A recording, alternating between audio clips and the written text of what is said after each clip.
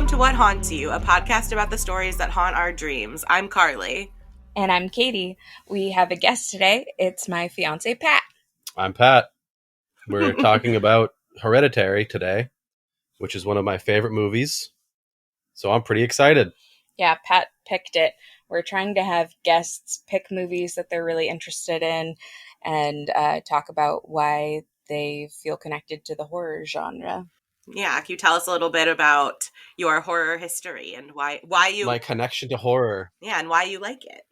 As a kid, I watched a lot of X-Files with my mom. I love X-Files. One of my favorite episodes we watched was... what is it called? What was it about? Well, so it was about a creature in the sewer. The flukeworm guy. Yes, exactly. The fluke guy. That one. Fluke man. That stuck with me a lot. And oh yeah. And the episode called Home about yeah, where the mom lives under the bed and she's like, kids, I'm hungry. Yeah. I watched a lot of X-Files. That was a good one. When I was a kid, but I don't remember. The one episode that like really stuck with me was like the guy that had like a detachable penis and it was like going in people's houses. That was like so scary and I'm still haunted. I do not. Wait, hold on. What? I don't remember that episode. I think I remember. He could like detach all of his body parts, but he was like mostly being like really gross and talking to this mic more. Sexual you're just talking to Carly, which is okay. But what do you mean? Do you see how you're very small? I'm very small. Yeah, so detachable penis, scary. I don't remember that episode at all, and I have seen X-Files back and forth like a million times. I need to know what we're talking about. Let me look it up. It might. I'm pretty sure it's X-Files. That doesn't. I do not think so. Quagmire, the X-Files. Oh yeah. Is that it? I don't know. It says it doesn't include detachable. Something that came up when I searched this is gonads are useful for their purpose, but they're no substitute for brains. Amen. True. Yeah, that does not sound... that just does not sound familiar. There's a guy who can shapeshift. Yeah, that might be Quagmire. Who uses that. Yeah, he uses his shape-shifting abilities to like have sex with people's wives. Yeah. Yeah, but I do not remember a detachable penis, and I think... just squirming around like the Thing from Addams Family. Now I need to know what I'm thinking of. I Googled detachable penis, and it's a song by the band King Missile that was released in 1992. Is it about Lorena Bobbitt and her husband? Oh my god, I hope so.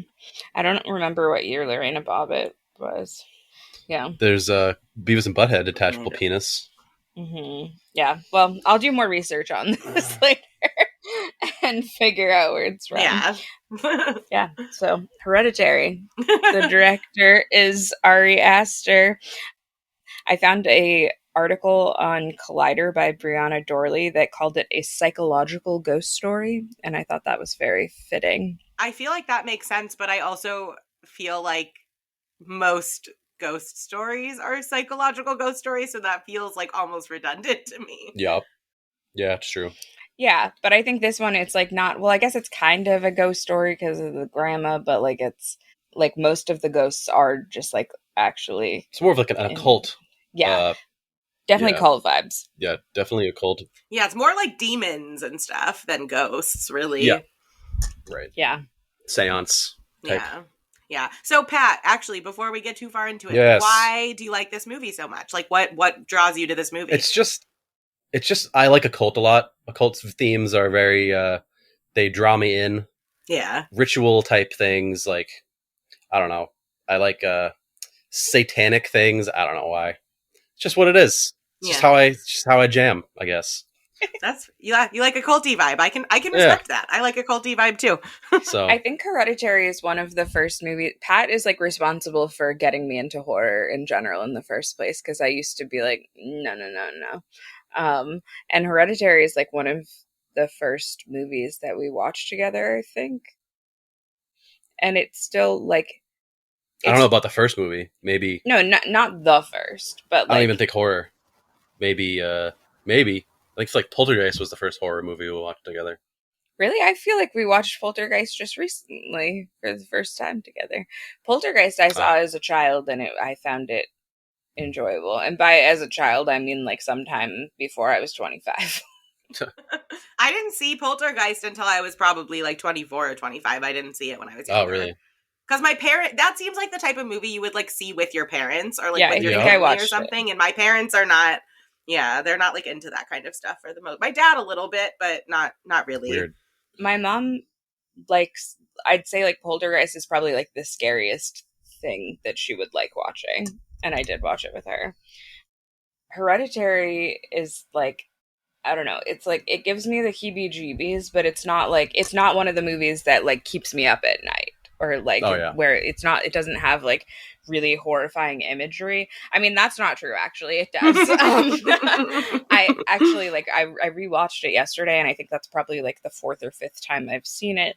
And every time I like notice new things, but definitely, I mean, Pat has a shirt that has like the dad on fire on it, which is like one of the like main images of the film, I would say. But I don't know, for some reason it doesn't like stick with me visually in the same way. Like those images were definitely intense when I saw them, but it's not like you don't wake up at night sweating thinking about being caught on fire. Yeah. I do, but not from Hereditary. Yeah. I do have my list of things to take out of the house with me when there's a fire. Who doesn't, though? Yeah, so I think it's really interesting that the movie opens on this obituary. It's the grandma's obituary, and we are then at her funeral. One of the things that I noticed that I hadn't seen before is when Charlie is like going up to her grandma. It's an open casket wake, which like that's just a creepy thing that people do. Well, it doesn't start there. It starts with the obituary, and then it starts with the scene of the treehouse. And then it's the miniatures. Oh, right. And then it goes, miniatures. Into the scene that you like quick, a lot. Though. Yeah. It's quick. I do love how they go in, like, the miniatures are kind of like a double of their house, most of them. And there's a couple of scenes, and one of the first ones is where they're, like, in the miniature, and then they, like, go in, and then it like, zooms in, and then it's the real life. The real life actors doing their thing. Yeah. Yeah, that's like a fun visual trick. Yeah. I really liked how it did start with the visuals at the treehouse, and that's the last scene in the end of the movie anyway, is them in the treehouse. Yeah. Yeah. But what were you going to say, Katie, about the funeral? At the wake, yeah. Oh, yeah. So the thing that I noticed that I hadn't seen before is Charlie is, like, going up to the open casket, and we see that the grandma, I think this is the first time we see this cult symbol that's on her necklace, and it's like like a twirly twisty thing. It's actually kind of pretty. Yeah, I was just gonna say it's kind of a pretty symbol. And so when she's there, the thing that I noticed, and I pointed out to Pat, and he like rewound it to see it again, there's this guy, and he's like, when she's walking up, he's just like making a normal face, but she like looks up at him from the casket, and he's just like grinning super creepy at her in the back. Yeah. And then that guy, he pops up later. Yeah, I'm jumping like way ahead, but that's okay. So like when the dad, when Annie's on the roof of the ceiling of the house, Annie's on the ceiling, and Peters comes and sees the charred dad's remains. Then he's naked in the doorway. Mm-hmm. The dude, the smiling guy. Yeah. Yeah. I noticed that the first time this watch too, and I think that every time I watch it, and I've probably seen it about the same number of times as you, like a handful of times. I feel like every time I notice it, I notice the symbol in more places. Yeah, for sure. The first time I watched it, I didn't notice that the symbol is on the phone pole that they drive by on the way to the party that ends up being Charlie's demise. Yep. Yeah. And it's a lot of places. I also noticed this time that the dad, when Peter breaks his nose, the dad is drinking at work. I mean, I'm assuming it looked like alcohol. It was like in a scotch glass, and it's like brown liquor looking.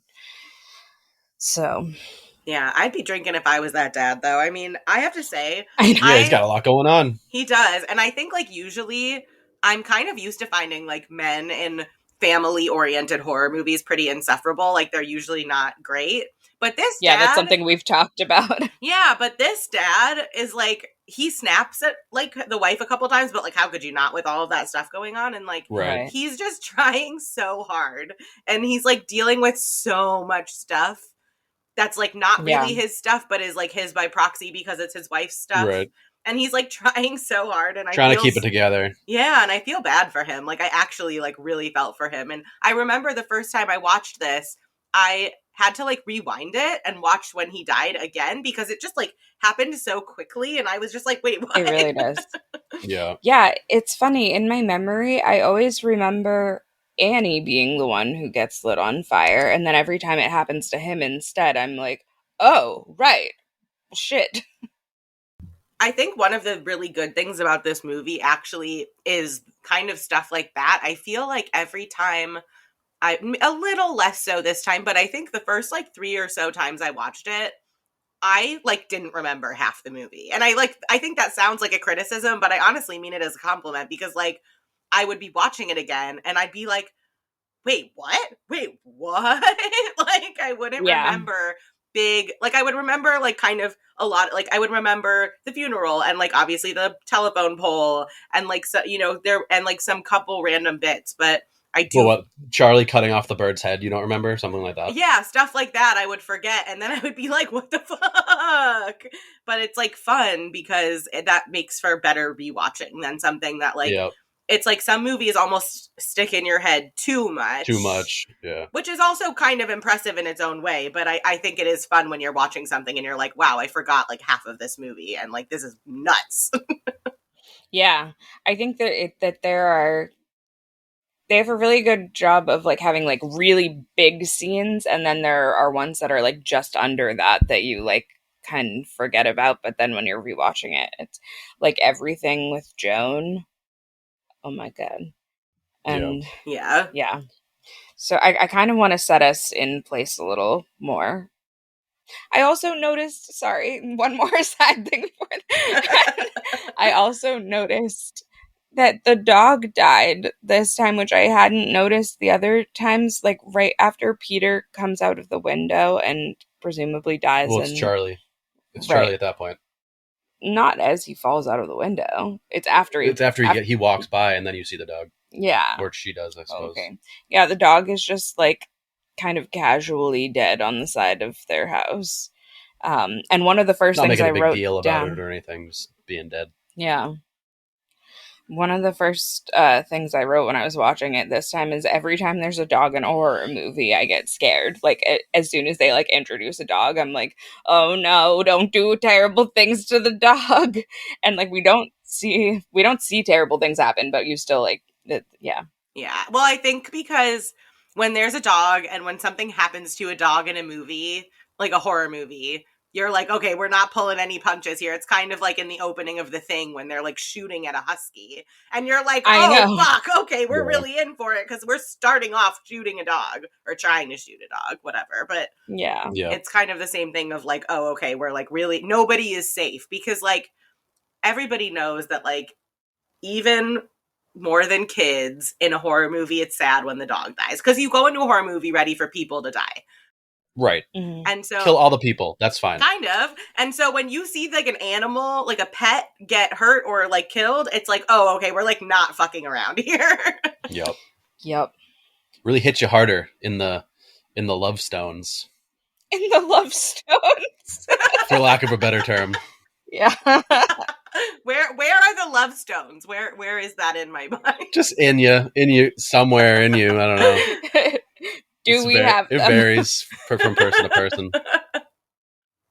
Yeah, I did like, and yeah, one of the things that I think sets the tone for Steve, the dad, being, like, a good dad and good husband is Annie says, should I be sad when they get home from the funeral? And he says, you should be whatever you are. And I was like, that's nice. Yeah. Well, yeah, and Peter Steve asks Peter, like, how you doing, buddy? And he's like, I'm okay. And then Steve's like, are you sad? And Peter's like, and this kind of smiles, and Steve just leaves. He's like, yeah, I get it.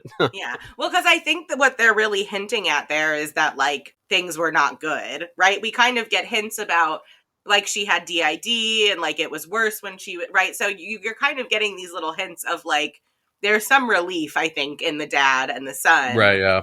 That, like, this is over, which I think is fair. Like, I actually think a lot of people feel that way when they lose, like, somebody who really hasn't been doing well for a long time. But I think that it's, like, I think it shows a lot of, this movie is really good at showing, like, the variety of ways that, like, grief can really show up, and, like, how you can't really predict what's gonna happen, you know, or how you're gonna react to something like that. Yeah. Grief is very complex. And I remember when my grandparents died, my grandpa had a stroke when I was 8 and was paralyzed on half of his body for the rest of his life. And he lived like that for like 18 years. And my grandma then had, they thought she had Alzheimer's, but then later they diagnosed her with Lewy body dementia, but it's still dementia. And yeah, they both lived for a really long time like that. And it was like always it was nice to see them, but it was also like heartbreaking. And for like the last 5 years of their life, they really, like, all they did was like watch Reba, which was funny. I like nostalgically watch Reba sometimes because of that. But it was like just a very limiting life. And after they died, it was sad. But everybody in my family was also kind of relieved because their life had been so small. Yeah, I'm sure they were in pain, or at least, you know, maybe they're like, I know so many people that are older that, like, for instance, my friend Herb, his grandma, she passed away a couple of years ago, but every Christmas she'd be like, I hope this is my last one, basically. Like, you know, like, it's sad, but, like, you know, some people are just ready to not be alive anymore. I don't know. As sad as that sounds, I guess, but yeah, it's a release. And we find out that, like, Charlie was pretty much as close to the grandmother as anyone ever could be. And Annie's like telling Charlie that her mom, Charlie's grandma, was like always taking care of her when she was a baby, and she said that she never cried when she was a baby. And Charlie is asking at that point, I think that's like kind of like the first glimpse we get into Charlie having some extra needs, because she says, like, who's going to take care of me when you die, which I think is like a very natural question when somebody who has been taking care of you dies. Yeah, that's actually it's a really normal question for kids to have, because, I mean, I think she's a little old to be asking it, like, I guess, zoomed out, but it is like a normal thing to ask, right? Because you've only ever lived being taken care of by another person. And that makes me think of another scene that I'm not sure. I think it is in like the beginning quarter of the movie, but I don't remember exactly when. But Charlie like goes outside, and it never like looks cold outside, but they're talking about how it's cold all the time. So I'm assuming it's you can see cold. their breath most of the time. Yeah, at night. Charlie goes out to like their yard and has like a vision of the grandma out in the field and like burning. And then that's the part I didn't remember, was with the grandma in the middle of the burning field, the burning circle. That was something I forgot. Yeah, I didn't remember that either. I was like, what? Yeah. I feel like whenever we watch stuff for this, I'm paying a different type of attention. Yeah. So I'm always like, wow, how did I miss so much right stuff? That's true. Yes, maybe it's that. But at that point, Annie comes out and is like, what are you doing? You're not wearing shoes or a jacket. And says, what are you, an idiot? And that, I don't think I remembered that before. And that like hit me really hard emotionally. And I was like, this is like, yeah, one of the main emotional tensions for me is like how hard it is to be a parent and like actually, or just any role where you have to like care for somebody else while you're going through so much shit yourself. Yeah, especially because when we see the mom at like the grief group, like the grief support group, she's like listing all of these things, and it's like the stuff that we've heard about already in the movie, but it's also a bunch of other stuff too. But it's interesting because she kind of separates herself from it in that moment, because she says, like, that was my mom's life. Right. Is like how she refers to all of this tragedy that was like during her life. Right. But She kind of attributes, yeah, says it's like that's her mom's experience rather than her own. Yeah, which is interesting. Yeah, that was a lot. Like, even the grief group seemed kind of like, they all kind of seemed taken aback. She says, like, her mom had DID, and I think she says another diagnosis as well. Maybe it's just, I think she had dementia when she was older. And she says her brother was schizophrenic and was asking his hung mom himself at 16, I think. Yeah, he hung himself in his mom's room. Is that accurate? So I think in the closet, I think it was in the closet or something. But she left a note that said, the note said it was your mom's fault, basically. And it said it was the mom's fault because she put people inside him, or put voices inside him, or something demons, something possession-y.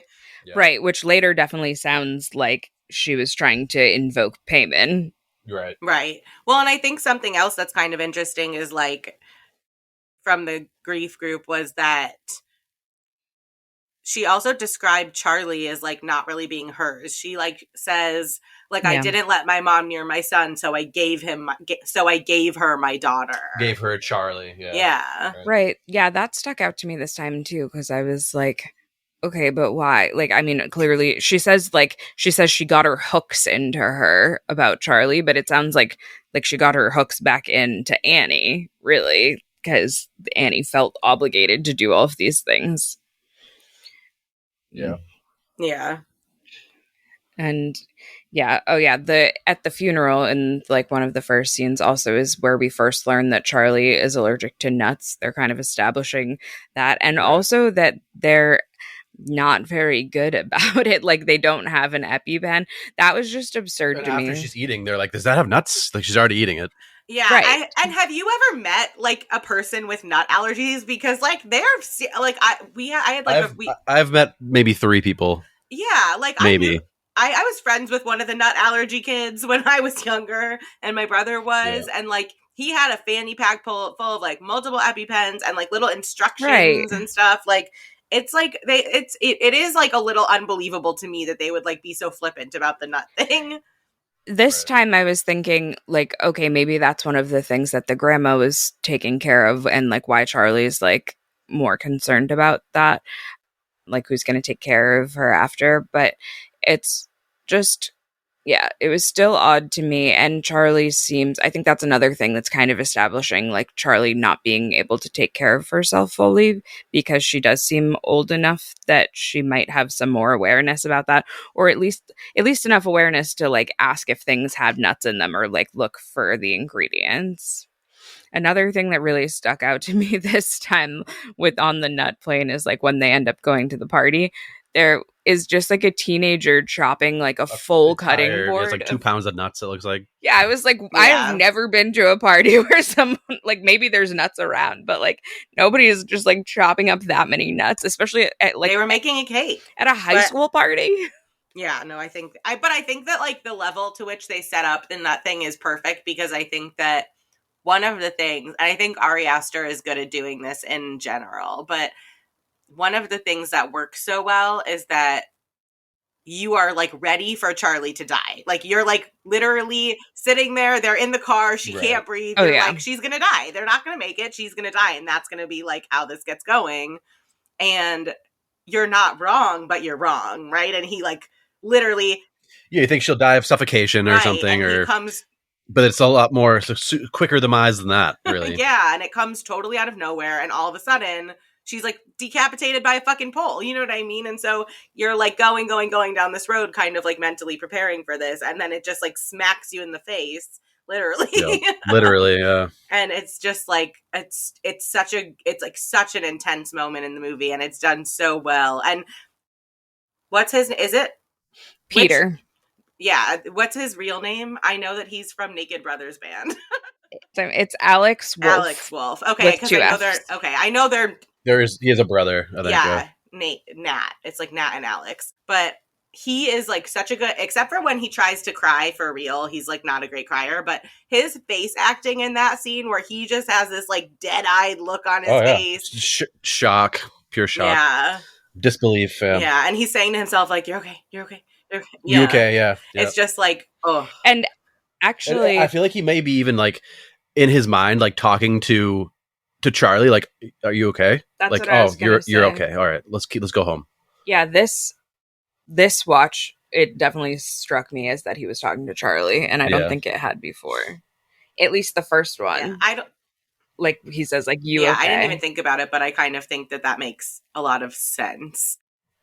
And the way that it was shot is so good, where like the camera like pans up like it's his eyes like towards the rearview mirror, and then just like jolts back down. Yeah, he's like, nope, we're not looking. We're just going. We're just gonna continue on this thing we're on. Yeah. I also noticed this time he's driving so slowly, and I think like especially in comparison to like he'd been speeding trying to get her to the hospital, and then like what would you? I mean, that would just be like such a conflicting thing. Like, oh, my sister's head's on the road. I just don't want to have to like, you know, maybe deal with this at all. Kind of like what, like, I don't know. And it seems like he doesn't own up to it at all. As what Nanny says, like, didn't say sorry, didn't take responsibility. So, yeah. And she says, I can't protect you from what you did. Yeah. Which is like kind of fair. But also like, it's pretty clear that the way that he responds is because of their relationship, like him and Annie. Yeah, it definitely like takes the tension that was already there between the two of them and just like cranks it up to an 11. Yeah, the scene right after that where Annie finds the body in the car, because he had like just kind of gone to sleep, and then we see him. I mean, I don't know if he went to sleep, because the next morning, I think he stayed awake the whole night. Yeah, the next morning we see him just like laying there with his eyes open. Yeah. And we hear Annie saying, like, I'm going to go get some blah, blah, blah. I'll be back in 20 minutes. Yeah. And then we just hear her screaming. And then she continually screams throughout the next 4 scenes. Yep. Of at the road, seeing Charlie's head, in the bedroom with Steve, saying she just wants to die. And then at the funeral, when Charlie's casket's being lowered into the ground. It's just continuous angst. Yeah, that was so painful. Yeah, and her acting is like so intense. I mean, she's like Toni Collette is amazing. And she deserved an award for this, but horror movies don't get awards. Yeah. But I mean, she like the way that she like embodies grief, not so much with the grandma, because we know like she wasn't feeling it the same way, but when like the scene that you were just talking about where she's like, I just need to die, like this hurts too much. She's like on the ground, like throwing herself onto the ground. Like she just is like bringing it to that scene. And it's crazy. And it's so upsetting to watch because it does feel very real. Oh, yeah. Yeah. I also thought her body movements in the scene where she's on the ground with her husband, it reminded me of a lot of labor videos that I've watched. And that stuck out to me this time. Just like the Carly's motioning, vomiting. You know how I feel about labor. Yeah. Oh, yeah. And yeah. The whole scene, so I'm reversing again, but just so, like, Charlie didn't really want to go to this party.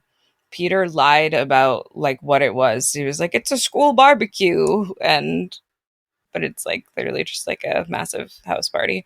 And Charlie comes, and I think they said Charlie's 12, is that right? 13. Or 13?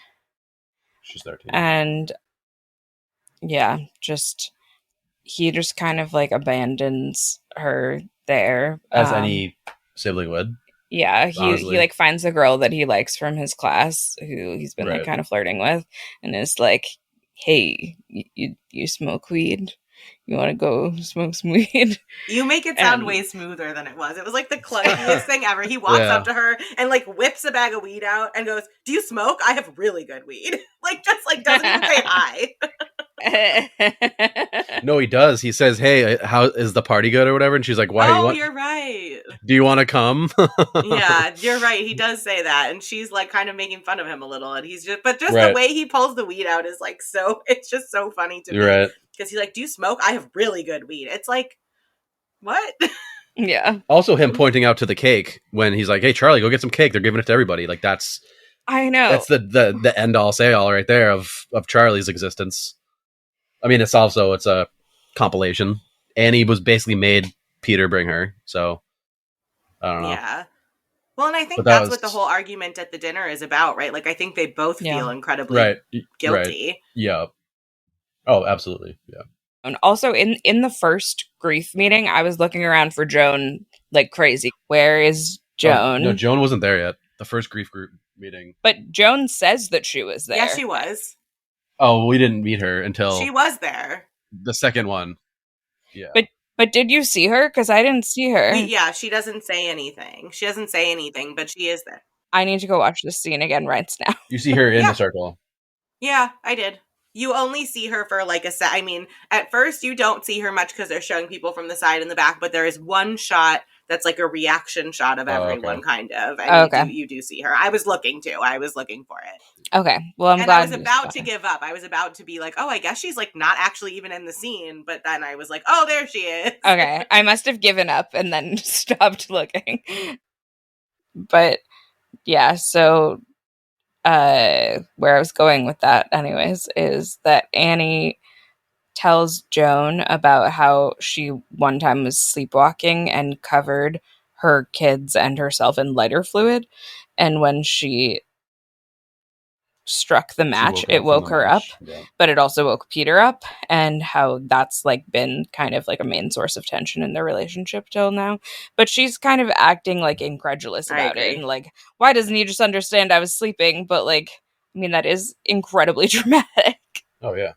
I don't think she was giving enough weight to how much that would affect her child. Yeah, if you're sleepwalking, bring your kid, put them in the car, and drive off a cliff. You still did it, whether you're conscious of it or not. I mean, I don't know. That's a little more. I guess it's not an extreme example, but it's different. It's different. I think the paint thinner is an extreme example, though, right? It's already like I don't think that your example is even more extreme than that. Well, I mean, right? No, yeah, even more extreme. That's why I said yes. Right? Yeah.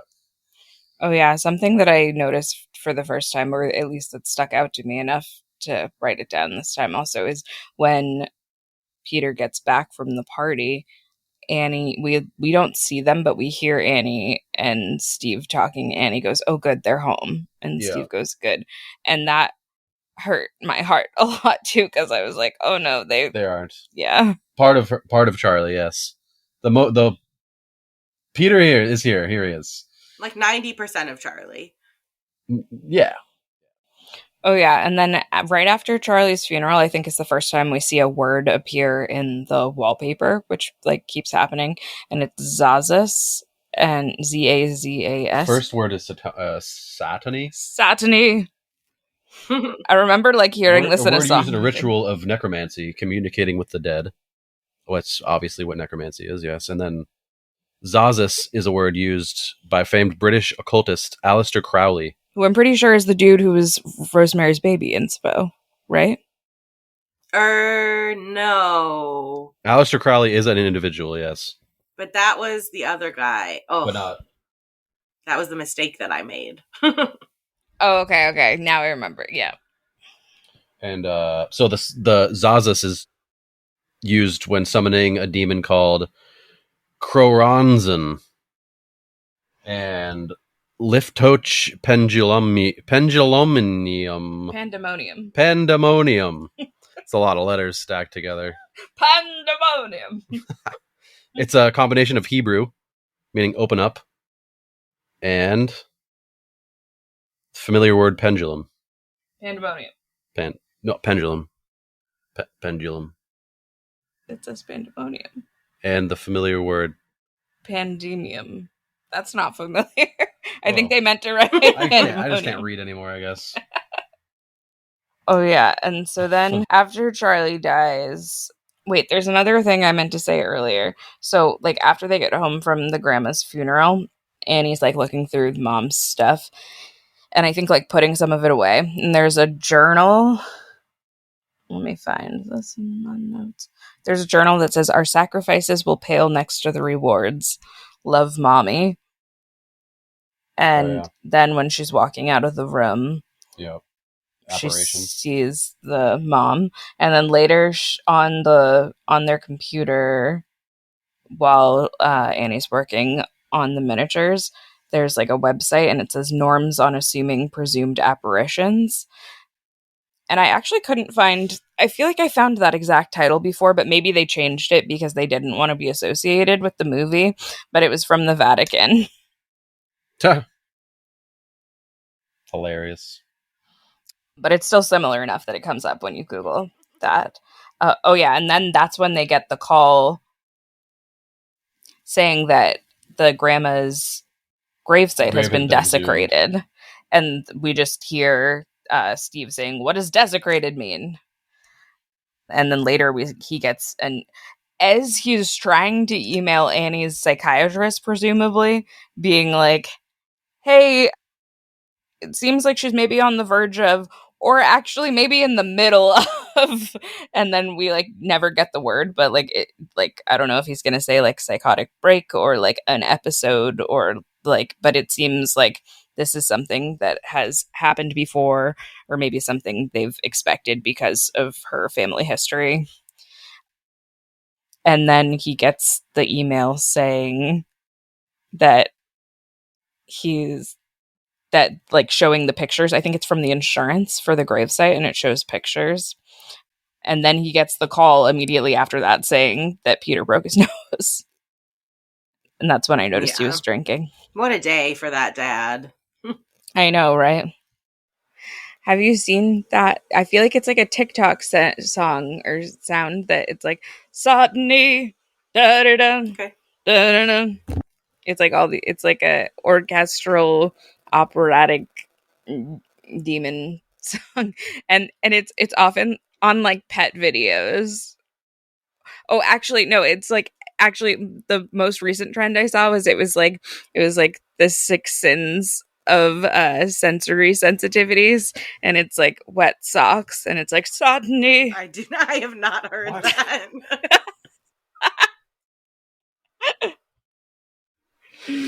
I'll have to find it because I'm pretty sure they say Sotany. It's also the words that she's like yelling across the street when he's at school, though. Oh, yeah. She says a bunch of different individuals or names or whatever she's saying. Yeah. Yeah, that was like... I should have typed them out.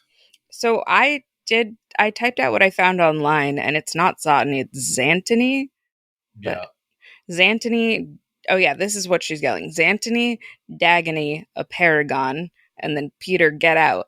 And she's like, they're like... No one else is noticing. Yeah, nobody notices, even though he's just like sitting on his school bench. But I was going to say before that, he's like smoking weed behind the bleachers, like the stoner kid that he is. And then has the same reaction that Charlie is with the nuts. He's like, feel like my throat's getting smaller. My throat's getting bigger. Oh, bigger. It kind of means the same thing, though. Yeah. And it does. His friends are like kind of distracted, but then I remember we talked about this before, actually, where you were like, I feel like they were they responded pretty well for teenage boys, where they I would say they were like, it's just weed, like you'd be okay. And he like holds his hand, so that's nice, rather than like, oh, get away from me. And like that's most, Yeah, I honestly did feel like I was like, I don't feel like most teenage boys would hold their friend's hand while they were having a panic attack. I don't know. Maybe I have. Most teenage boys, this would happen and they'd never hang out with him ever again. Oh, right. Like that's kind of how I feel. And so I was for sure. kind of like, oh, you're like sitting with your friend while he's like having a moment, a little meltdown. Yeah. Also, I don't know why. I guess she's just so distracted, but Annie like notices that Joan has like the doormat and she's like, oh, my mom used to make ones like this. But it takes her until like almost the end of the movie to realize that, oh, this is literally my mom made this. Right. Yeah, that seemed like a bigger red flag to me than she made it. But I think like she's just pretty desperate for connection, especially around grief, because she like doesn't feel like she can openly grieve in her family, really. Right. Yeah, she does say in the first meeting with the grief meeting, I guess, that she doesn't think her family would even be able to give her that support of a shoulder to cry on, basically, which is very unfortunate that she feels that way, because I'm sure she could. She doesn't really. She just keeps saying, "I'm going to the movies. See you later, Steve. I'm going to the movies." You know, rather than, "Hey, like, I'm going to this meeting. You want to come, or you want to talk about blah blah blah?" You know, so she doesn't open up. Rather than Yeah. her thinking that her family won't give her the support is almost like she's not allowing the support to be given Yeah. because she doesn't want to feel Yeah. vulnerable. I suppose. Yeah, I think so. And I think that that's where Peter kind of learns that too, right? Like, I Yeah. think you can kind of see Right. how that gets like passed down almost. Yep. Yeah, it was surprising to me how soon Charlie was killed. It comes up like pretty fast because she's like such a big part of the movie to me. And I feel really bad because Millie Shapiro is the actress, and she said that she's gotten bullied a lot. I actually took a quote that she said being in a movie and playing a character where they purposefully made you look your worst and then millions of people seeing it. I just remember when the trailer came out and one of the top 3 comments was about how ugly I looked.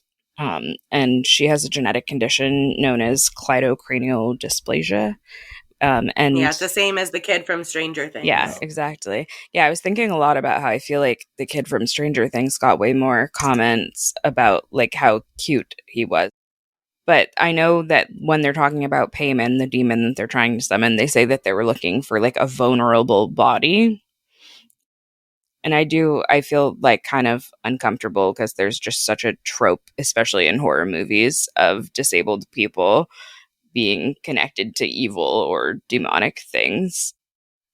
Like, and conversely, like if you're like blessed by God or whatever, then you have like the Right. perfect strong body. It's just gross and ableist. Yeah. Well, I think it goes in 2 ways with horror, where there's like the disabled person who is evil, and then there's like the disabled person who is like so pure and innocent because they're disabled, or like Oh magical yeah. because they're so it kind of is like these really extreme positions Yeah. where it's always one or the other. Yeah. And yeah, I mean Charlie, I feel like they made Charlie weird enough without that being part of it. Like the like cutting a bird's head off is, I don't know. Well, so I want to talk about that too. Okay. So when that happens, Charlie's like playing with a toy or whatever and supposed to be doing a test or something. And her teacher comes over and says, let's play with the toy after you do your work or whatever. And Charlie looks super embarrassed. And I feel like she somehow made the bird fly into the window because she wanted the attention taken off of her. And when the bird hits the window, everyone else makes a reaction. She makes absolutely no reaction. Like she's not startled at all or anything, you know. That's an interesting point. And then she takes its head, so obviously she feels some connection. Right, she feels some connection to it. Right. And then she sees this is kind of a reoccurring thing, is the flashing or shining that they see, that Charlie sees. She's like in her room. This is when she goes out to the backyard and sees her grandma in the burning circle.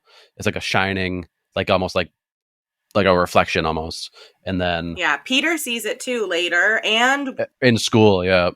yeah, and when the mom becomes possessed or whatever, Right. there's like it's kind of like on her face, like it goes like either up or down her face, and then her like facial expression shifts from like being emotional to being like almost kind of like a smirk or whatever. Exactly. But I think that's a cool way of visualizing it. It's like without it being, because I think it's hard to like put stuff like that on screen without it being cheesy, and obviously this movie wasn't going for cheesy, and I think that was a really good way of having there be something, but like something subtle enough that it's almost nothing. Visual indicator. Yeah. Yeah, I think that Charlie's clicking noises were part of that too. Like it's kind of another symbol of showing that she is like regulating in a different way than other people, but like while she's alive. But then after she's dead, they're like hearing the clicking noises along with the lights a lot of times. Yeah. And then we know immediately that Peter has been like possessed by Charlie or Payman. Yeah, I think the first time that Peter sees the flashing is in his classroom, and then he looks in the mirror, or not the mirror, the reflection of a cabinet, and he's like smiling back at himself. Yeah. Which I think is one of the scariest things that happens in horror movies is when like the character is looking in the mirror and the mirror person is like making a different Right. face than they are. Yep. That's just like that's like I like That always They scares. walk away, and the person's still standing there. It's like makes you not want to look in a mirror because you're like, what if I see the wrong thing or it's not moving with me, or it's just like ugh, no. Yep. Yeah, I'm not a fan of that either. So this is unrelated. It's related, but it's about Poltergeist. Poltergeist 2 is entirely about reflection in like the mirror realm, which is interesting. I don't think I've seen Poltergeist 2. Oh, okay. Well, I just wanted to, since we were on the topic. Yeah. I'm filing that away for later, though. That cool. sounds like it would be interesting. Yeah. Yeah, it's cool. Yeah. So when Peter gets possessed, he like stands up and clicks immediately. That whole just the building emotionally is a lot. But like so Joan shows Annie how to do like a seance. First they had gotten some mail that was like, wanna come to a seance? Oh, That's just like very casually shown in their mail slot. But it was put in there after the rest of the mail. After the rest of the mail was like in there. it was snuck in there. It was probably Joan. Yeah. Who did that, you'd imagine. Or someone from the cult. Yeah, I thought it was Joan. Yeah. And then when Joan is like showing Annie, she's like, oh my God, I gotta go. This is too scary. It's too much. Stop it. But then she's like, I should try this.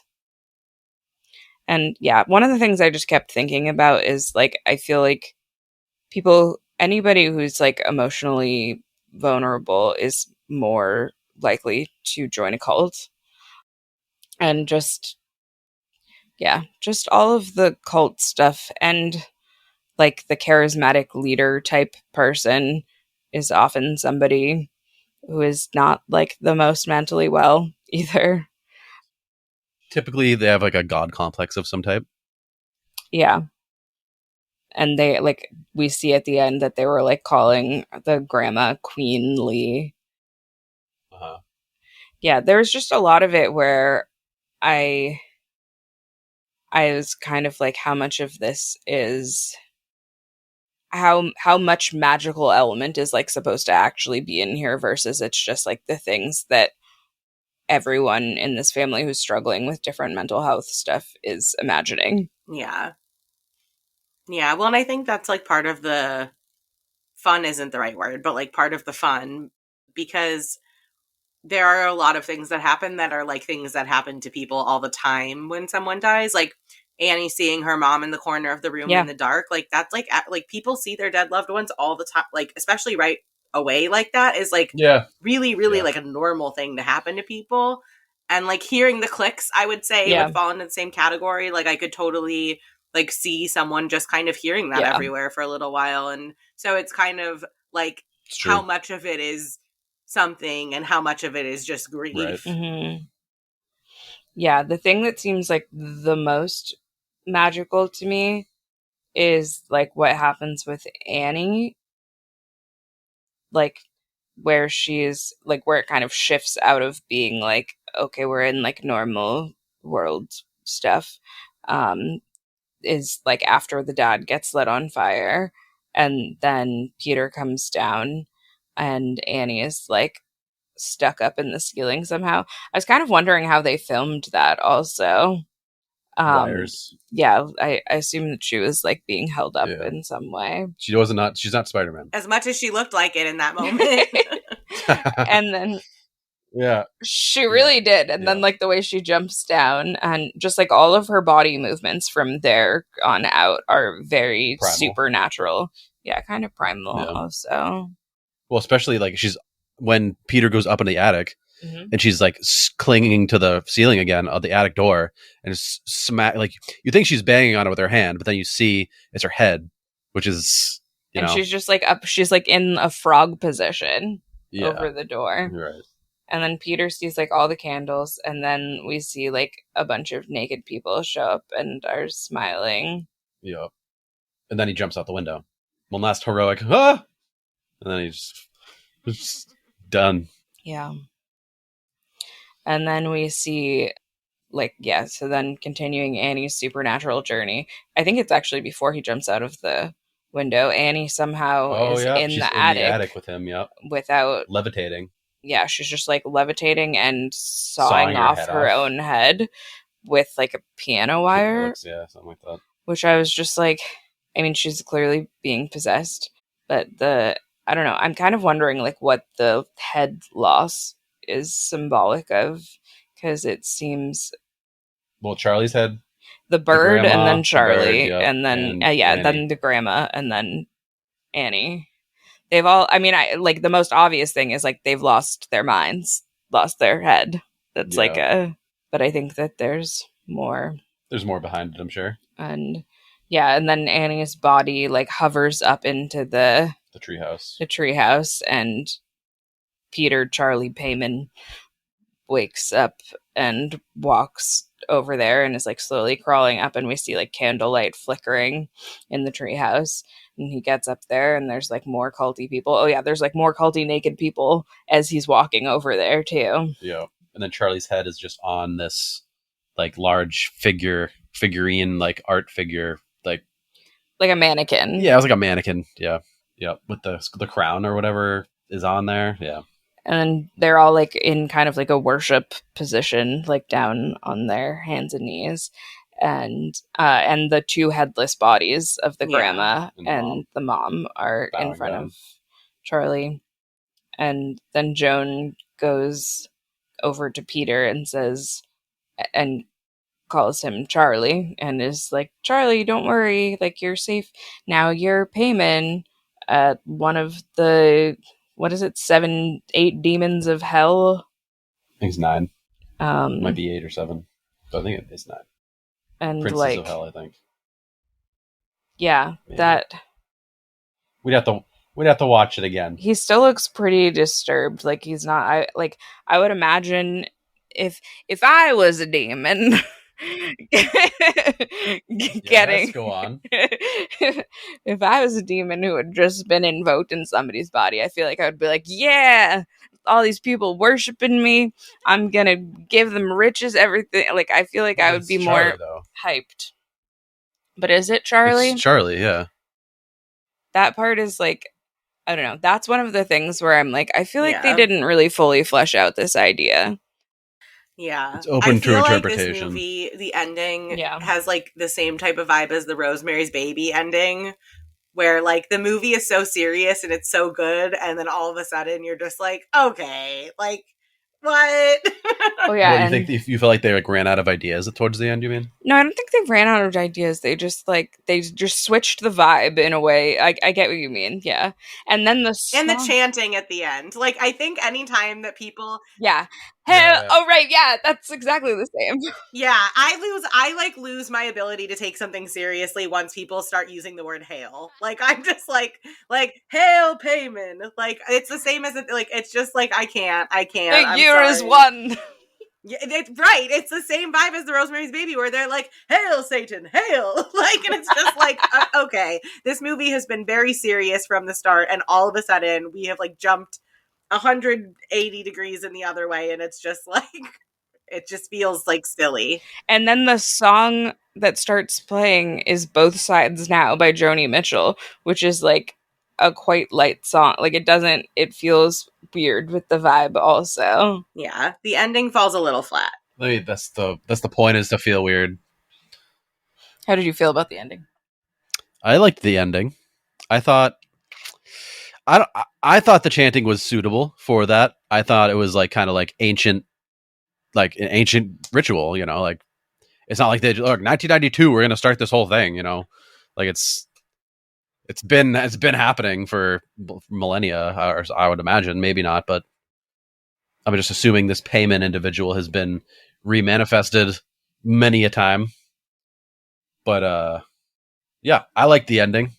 Yeah, I liked the ending until the chanting. Honestly, that's just where I got lost. Yeah, that's fair. But yeah, we moved all the way to the end, and we still have a lot. There's still a lot that we had not discussed. Okay, what did? So when Annie figures out that Joan's welcome mat was made by her mom. She goes home and just like, oh my God, this is definitely, my mom made this. I got to go look at the stuff. Anyway, so she goes back in the attic. And was this before she finds her mom's body in the attic? Yeah. It is. Okay. Anyways, so she goes into like her mom's old stuff, finds photos, like an old photo book with, oh, I took a video. Oh yeah, you did take a video. So Annie finds like the cult book with a bunch of, it's like some weird language, and then finds a book called Invocations, which has, there's a piece of paper in the book that's on the page of King Payman, God of Mischief, and it's highlighted when successfully invoked, King Payman will possess the most vulnerable host. Yeah, we talked about that. Only when the ritual is complete will King Payman be locked into this ordained host. Once locked in, a new ritual is required to unlock the possession. I don't know what that means. Sounds like a lot. Like there's a ritual for invoking him, and there's a ritual to get him out of the body. Which I think like the ritual. That makes sense. So they had to do a ritual to get Payman out of Charlie's body, I think is like what that's saying. But also, it seems like they had to do a ritual. To be a boy, a man. This is male. It says that he would ideally, he covets actually a male host. So, yeah, it actually, like with that language, it makes me think that it should have been Charlie responsible for Peter's death. But I guess that they needed the living body for Payman to go into. Yeah, I assumed that it was like the grandma was able to kind of get to Charlie, but then Charlie needs to die so that it can like open the door to Peter. So that Payman can have the male body. Okay, yeah. So this is what it says.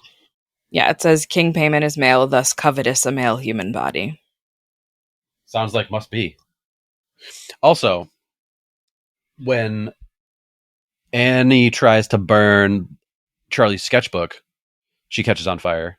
Oh yeah, and the sketchbook like had started filling with drawings of dead Peter. Peter's head with his eyes X'd out. So Annie tries to burn it, and she catches on fire. And I feel like once Steve comes home and Annie tells Steve about my mom's up in the attic, blah blah blah. Let's go see. And Steve goes and freaks out, obviously. And then Annie tries to get Steve to burn the book.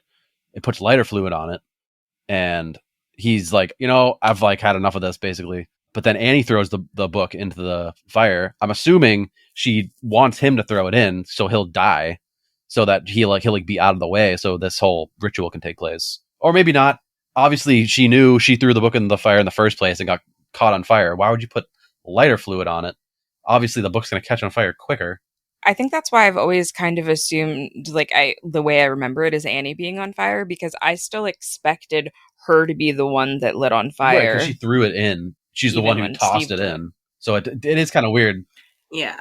Yeah, it is kind of strange that she wouldn't catch on fire. Why would he? Yeah, there are some plot holes. Which is what I was like, what the heck?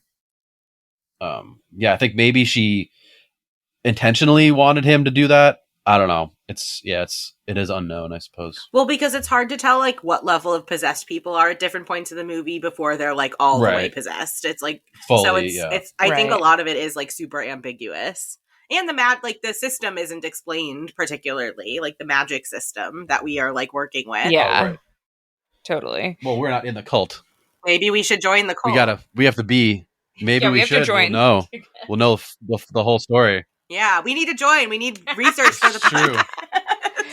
Yeah.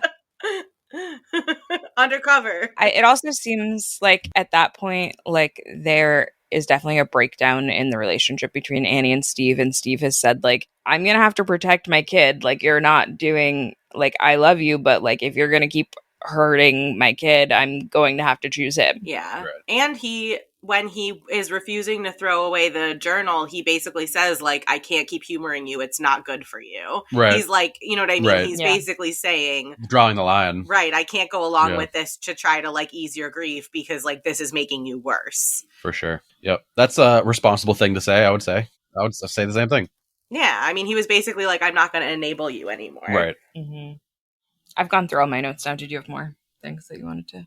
I have right here. It's so when Annie destroys her huge project, her models. Oh yeah, I forgot about that. I feel like she gets a call from the art gallery, and they're like, "Hey, like, just want to know, like, get a little update," and she kind of just destroys it all. I don't know if that's like she's just had enough of the project, or if it's kind of can be interpreted as she's like destroying her family almost. I don't know. That's just kind of it's a jump, I guess, destroying her family, but that's just kind of like I don't think It's like she's destroying her world. right. Though. right. Yeah, I don't think it's a jump Yeah. to say she's destroying her family. And one of the things, like questions you've asked me in the past, Carly, has made me think of a lot about like where the turning point is in movies of like where there's like no way they could go back to any semblance of normal. And I feel like that is like a big one where she's like, no, it's ruined and it's over.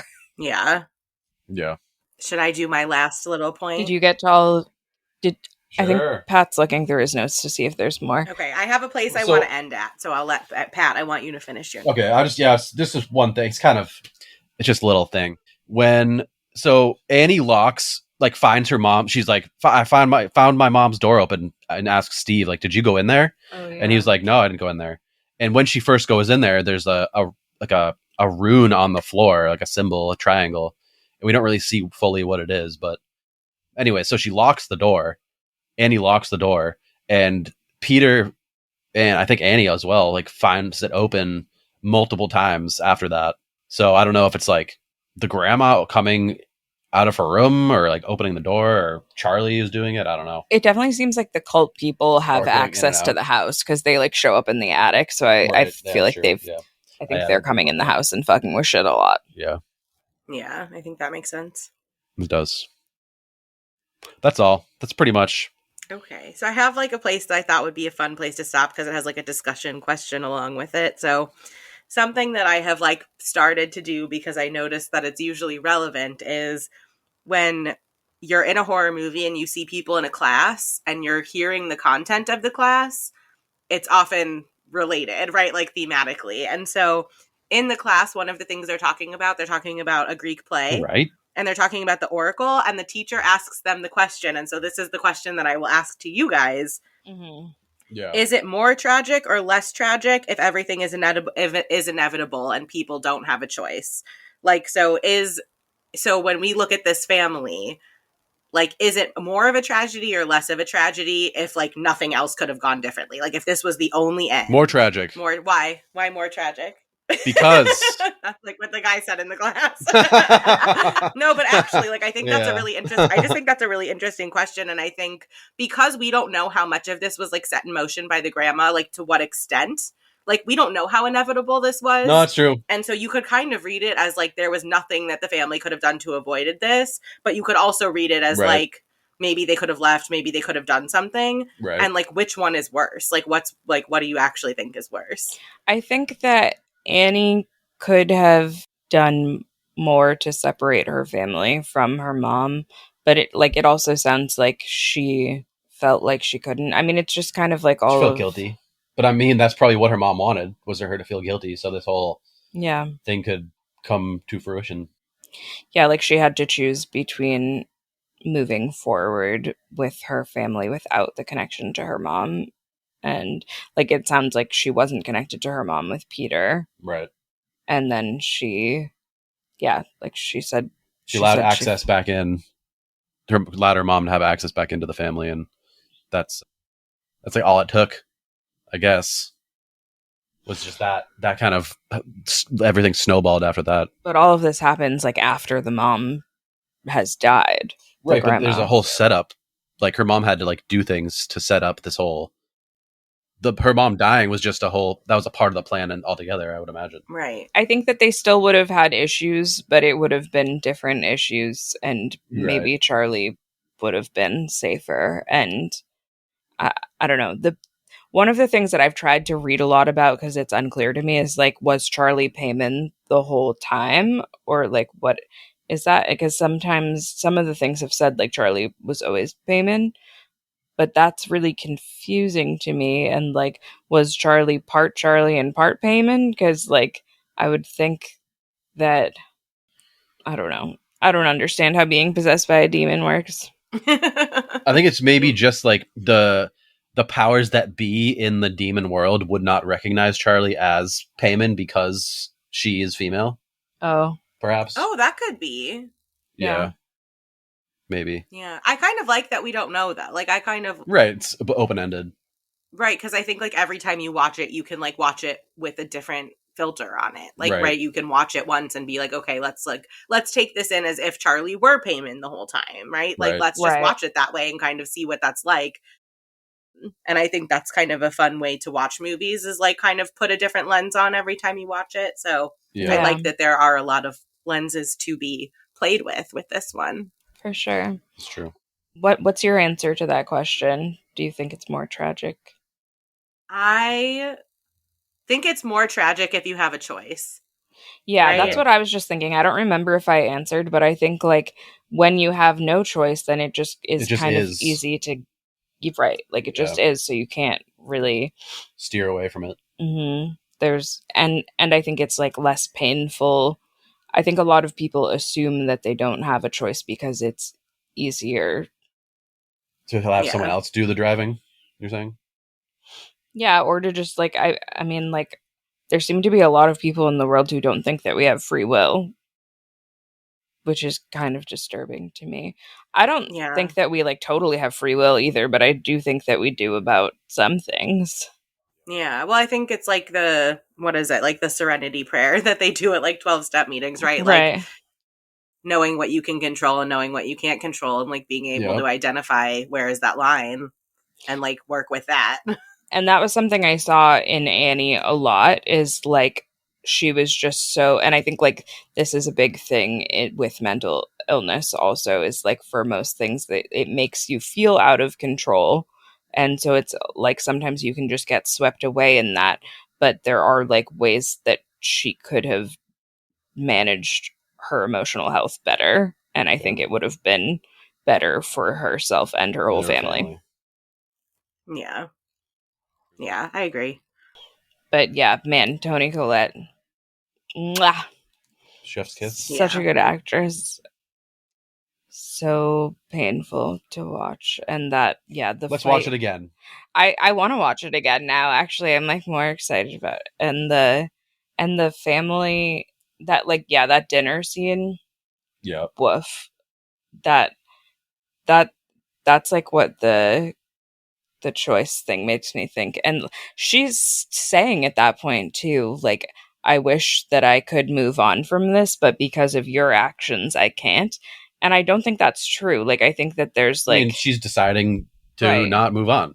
Right. I feel that like emotional wall feeling through her. Mm-hmm. And I've definitely had that in difficult relationships with family members where I like am coming up against a wall. And then, but like, yeah, you can still make choices beyond that. And I think especially like parents are more responsible for being able to manage their emotions in that way. Right. Especially when like her kid is a teenager. But somebody else says something in that class that like the kid says because, but then somebody else says another thing, don't they? The girl says it's depressing because he's ignoring, like in the play, the character is like ignoring the oracle being like that, like it basically just telling him exactly what's going to happen and like how things will work out if he does whatever he's doing. And he's just like not taking any of the warnings. Right. Yeah, I think that fits also because it's kind of like... Yeah, it's laid out right in front of you. Right. Might as well be like, oh, all right, like if I do that, this bad thing will happen. Maybe I won't do that weird thing that I probably shouldn't do. Yeah, and Annie is like unaware of a lot of stuff in her mom's life, as we find out when she's giving the eulogy. But like she knows a lot of the stuff that has gone wrong in her family, and she doesn't really do that much to not repeat the pattern. But I mean, I don't think she's like, oh, if I keep repeating this, everyone's gonna die, and like my mom's in a cult, blah blah blah. You know, I don't think she's she doesn't know the full extent of that, of what's gonna happen. Right. But still, yeah, she could take it upon herself to try to not repeat actions numerous times. Yeah. And like, yeah, I think especially like between her and her mom and then her and Peter, it like she feels the same resentment towards her mom that Peter feels towards her, Yeah. but she can't recognize it in Peter and see how her actions are causing that. Yeah. Right. Well, she could be that way because of her mom, and she's Right, not. exactly. Right. Yeah. So she's not. Oh, yeah. She's just not aware, like you said. Cycles of trauma and abuse. Yep. Yeah. Yeah, it is, but I don't want to think that like in the grand scheme of things in the world, I think people are able to break cycles of family trauma.